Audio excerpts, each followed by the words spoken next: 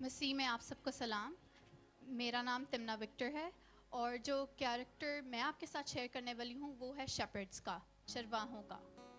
تو اس سے پہلے کہ میں ڈیٹیل میں ان کے بارے میں بات کروں، میں ایک تھاٹ یا ایک کویشچن کے ساتھ آغاز کرنا چاہوں گی. کیا آپ نے کبھی ایسا محسوس کیا ہے کہ آپ انسگنیفیکنٹ ہیں، یا آپ ضروری نہیں ہیں، یا آپ کو اوور لک کیا گیا ہے، یا آپ کو مس انڈرسٹینڈ کبھی لائف میں کیا گیا ہے؟ آئی بلیو کہ یہاں پہ سب جو بیٹھے ہیں انہوں نے کبھی نہ کبھی لائف میں ایسا محسوس کیا ہوگا. لیکن ہم شیپرڈز کے کیریکٹر سے سیکھیں گے کہ خداوند پھر بھی ہمیں ویلیو کرتا ہے.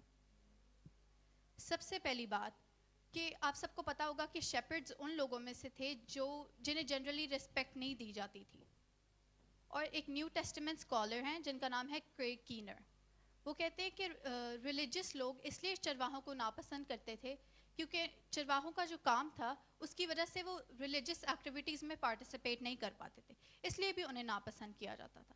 لیکن جو انٹرسٹنگ بات ہے وہ یہ ہے کہ چرواہے جو فرشتے تھے چرواہوں کے پاس سب سے پہلے آئے یسوع مسیح کی پیدائش کے بعد.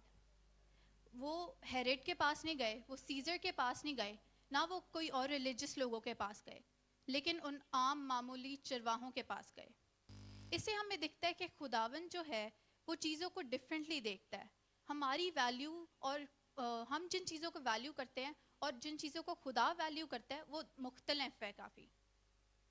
آج ہم 4 ویلیوز ڈسکس کریں گے.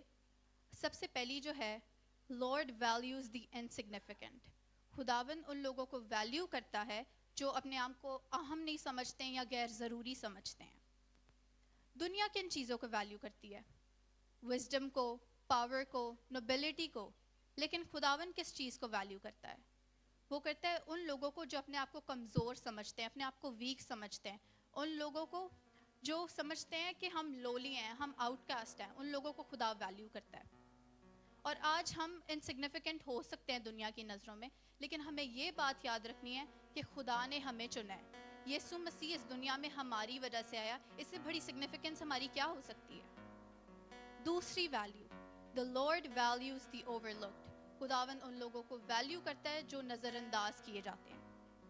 ہم چرواہے جو تھے انہیں اس لیے اوور لک کیا جاتا تھا یا نظر انداز کیا جاتا تھا ان کی آؤٹ ورڈ اپیرنس کی وجہ سے، وہ باہر سے کس طرح دکھتے تھے.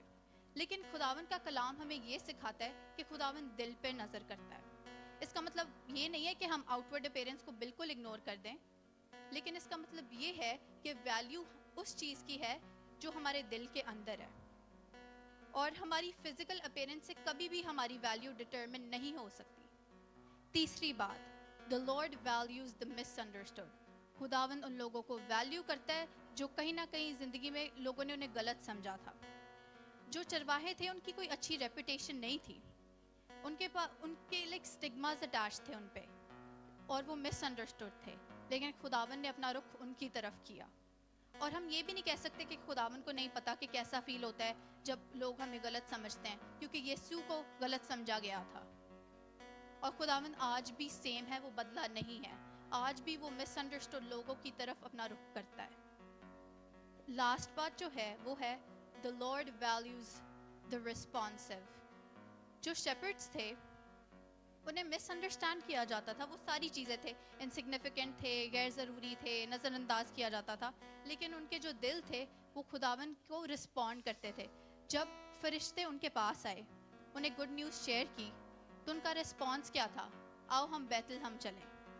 خداوند آج بھی ان لوگوں کو ڈھونڈ رہا ہے جو خداوند کی بات کو رسپونڈ کریں گے. وہ دل پہ نظر کرتا ہے.